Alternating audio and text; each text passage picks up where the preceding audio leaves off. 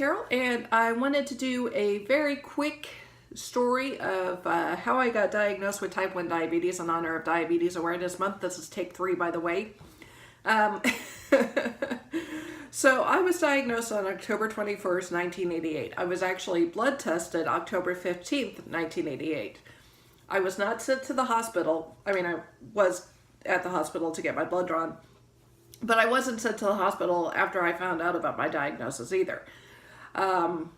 My doctor honestly thought that I had anemia. My mom had called my grandmother because she was worried about me, obviously. And my grandmother said, well, it sounds like she has diabetes. My grandfather was type 2 diabetic.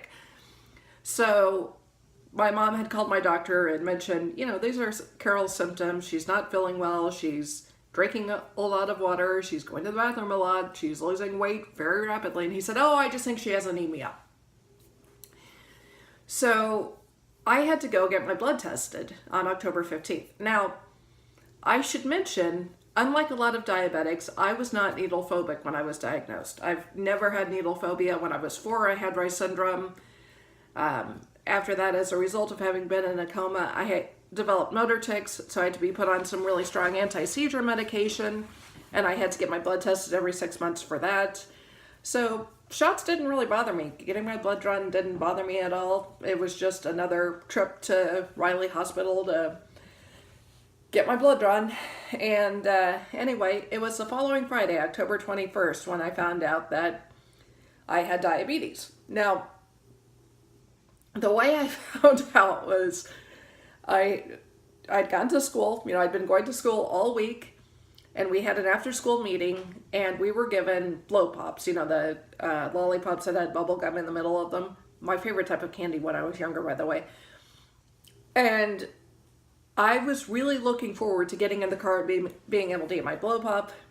I walked out. My mom saw me holding this thing, like, really excited, and she said, Carol, you can't have that. And I said, what do you mean? And she said, you can't have candy ever again. Now, admittedly, we have since learned that diabetics can in fact have candy. Type 1s can in fact have candy. In fact, sometimes if their blood sugars are low, they should.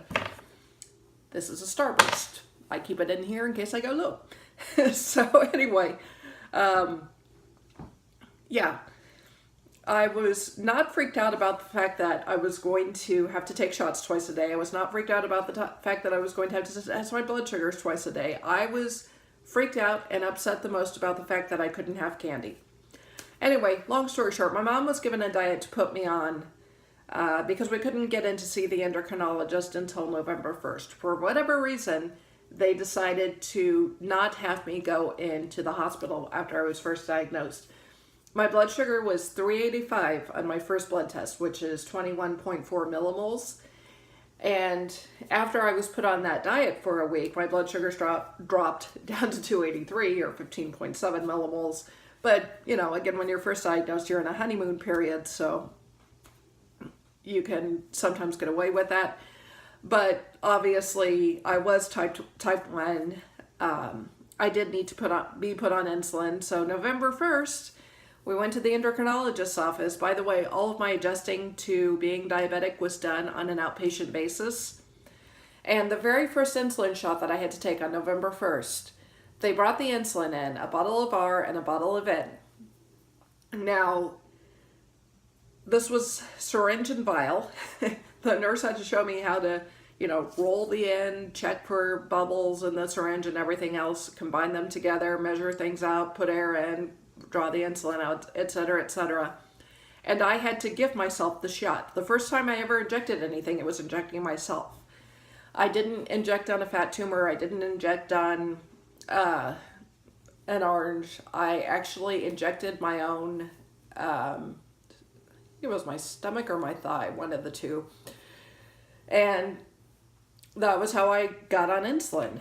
And honestly, when I was first diagnosed, testing my blood sugar bothered me more. So, yeah. Anyway, that's my diagnosis story.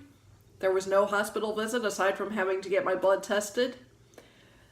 I wasn't freaked out about needles or anything. I was just freaked out about the fact that I was going to have to severely watch my diet.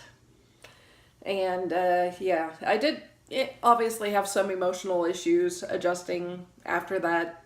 All kids do when they're given a chronic illness diagnosis, but by and large, it was pretty non-eventful as far as diabetes diagnoses go. I really, to this day, don't know why I wasn't put in the hospital, but I just wasn't. So yeah, that was it. And I will at some point go over my transition from R to Humalog and N to Lantus and shots to syringe or syringe shots to pen shots to pump in another video, but this is my diagnosis video, so yeah. Anyway, hope everyone has a great day and a great diabetes awareness month. Bye.